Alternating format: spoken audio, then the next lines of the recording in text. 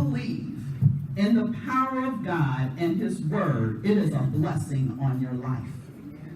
And when you know God's story, it will only help you live the life in the way He had intended for you to live. Before I put pen to paper, I prayed that the Lord would guide me to make sure that I shared with you what I needed to today. It is funny that I would be selected as the one to speak. Sister Register must have noticed how many different pairs of shoes I wear to church on Sunday. So in preparing for today, it got me to thinking, how did I come to love shoes so much? And then I remembered, before I went away to college, I did a gap year. It wasn't called a gap year back in the 70s. It was called Marie not spending her money for you to waste away out of college until you know what she was going to do. So that meant I needed a job after graduating from high school, and I became a shoe salesman at Holiday Shoes in Severance Mall, similar to Bakers and Butlers. So you know the shoe style, right? I don't wear those shoes, but I sold them. Back then, and in some cases today, you are a commission salesperson. And in order to have any money in your paycheck, you needed to sell a whole bunch of shoes. Needless to say, that job was short-lived for me because the following fall, I was enrolled at Ohio University. However, during my college tenure, I did do a shoe display for my project for fashion merchandising and promotion class. And then I graduated from college. My first job when I moved to Columbus, Ohio, was at Lazarus Department Store in the shoe department. I then transitioned from women's shoes to men's shoes as an assistant buyer, and the rest is history. So you can see I got a very early start on loving shoes. Not to mention my mother loved shoes as well. In 2017, the footwear industry did approximately $79.8 billion in revenue.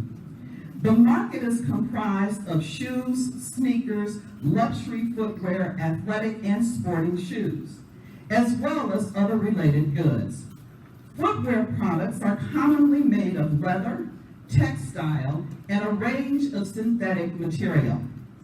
Did you know that Imelda Markle still holds the Guinness World Book of Records?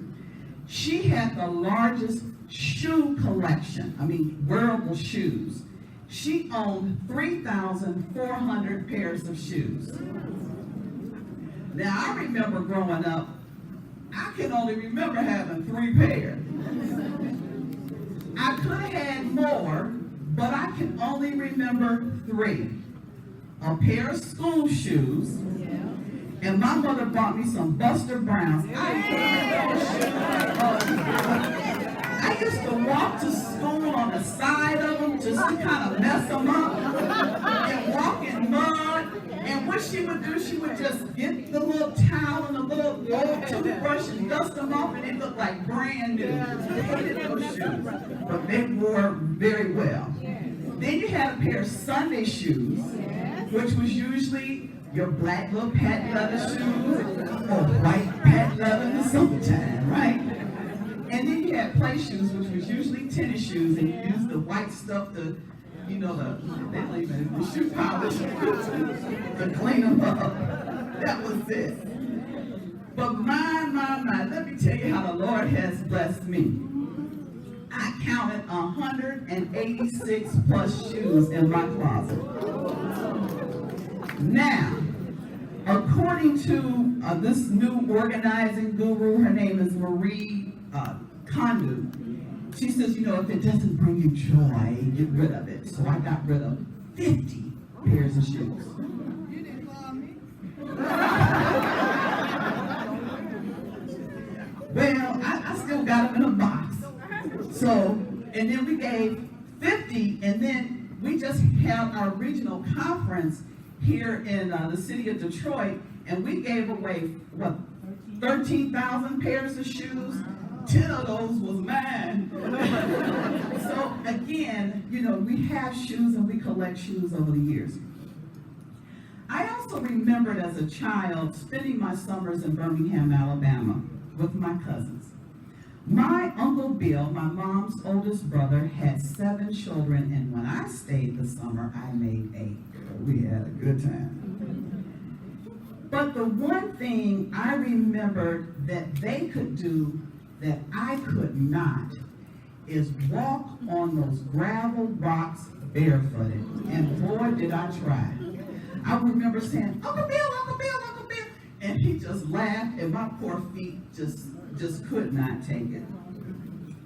Or the opportunity to walk on that black asphalt after the Alabama sun had hit it.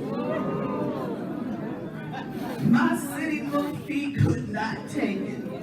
I needed some shoes. No matter how hard I tried, I had to have on a pair of shoes in order for me to play in comfort. But I was able to do it and move about without pain. So you see, shoes offer protection for our feet from the elements such as those gravel rocks or that asphalt. They also can be decorative or functional. In rare cases, they're both. Shoes aid us in getting to where we need to go in a more efficient manner. But if your shoes don't fit right, they can end up causing you pain.